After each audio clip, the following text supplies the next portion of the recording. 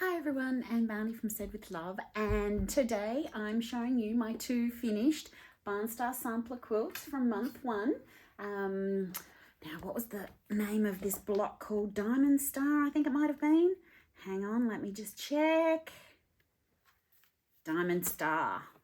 Can't wait to get on to the next one, but first month, gotta say, it was a bit of a doozy. There are a lot of pieces in this one, and I think it's come up beautifully. I'm using Chula Pink fabrics, and I did a bit of fussy cutting here for my center and a little bit of fussy cutting around in a square and a square, and then just tried to get some coordinating colors. So that's my block one, my A block, I've called it. And here is... So there is block two, and I've used some different fabrics.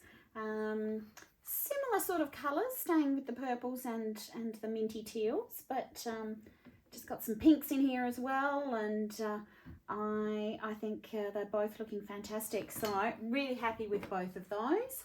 Got them hanging up in my studio to make me enthused about doing block two for next month. I just wanted to show you a few other things that I've been using.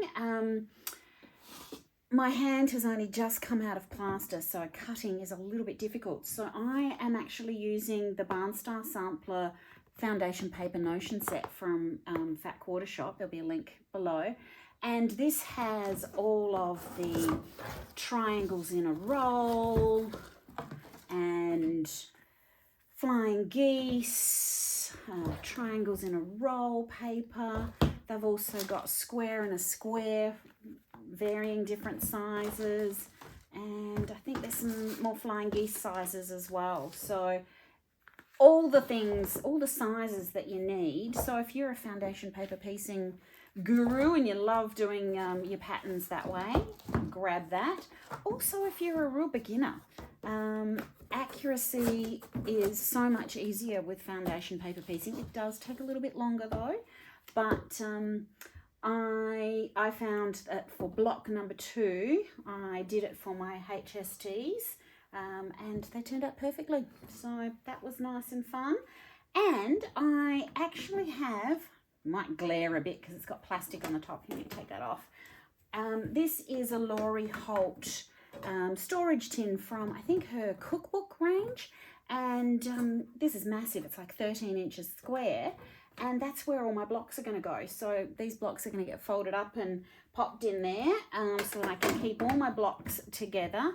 And it came in two parts. There's a smaller one. So this has all my little leftover bits, my little scrap cuts. But when you're doing this triangle flip over corner thing, I actually sewed a 1/2 inch away from the original seam line, so I got an extra HSTs, so I've popped them in there just in case I can use them later in the sew along, but then they look really cute, so I've just got those sitting there.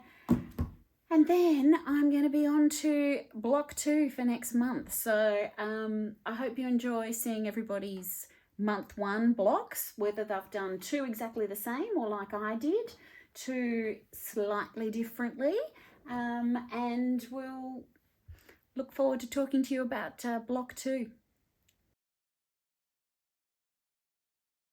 So I'm about to do my second block one of the Barnstar sampler, and I've got everything cut out, but my plaster, when it came off my arm is not particularly well, and I can't do much with it.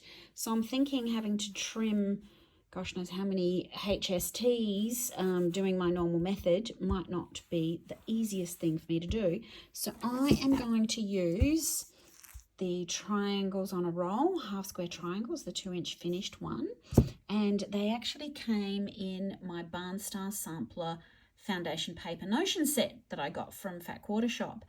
I think at this precise moment it was out of stock, but hopefully they'll be getting some more in. And I'm going to use that instead of my 8 at a time HSTs. And I might get my husband to do the actual cutting of the papers and fabric in the end. So that's my today's job, to finish my block B the B of block 1, so that I've got my 2 block 1s to show you by the end of the month.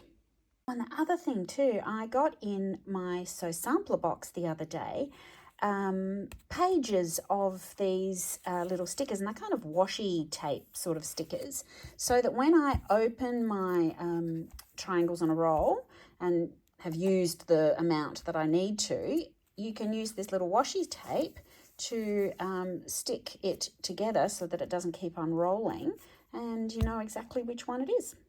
So I've just done the first one, and all you do is sew on the dotted line, and then I'm going to come back, or my hubby's going to come back and cut on the solid lines, so all the way around the outside and then through the middle and through there, and that will get me 8 HSTs without having to have used my hand quite as much as the other method does. So here there are 8 2.5 inch, 2 inch finished HSTs. That wasn't too bad at all. So just one more tip about those elongated flying geese and marking the line so that you get them perfect.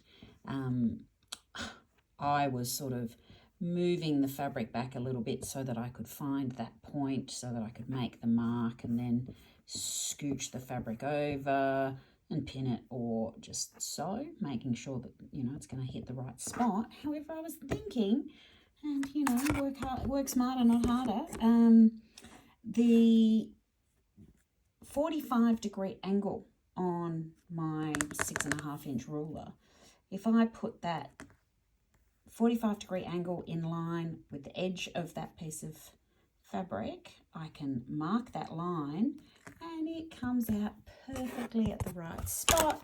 So I could just go and mark all my pieces and then go to the sewing machine, quick and easy.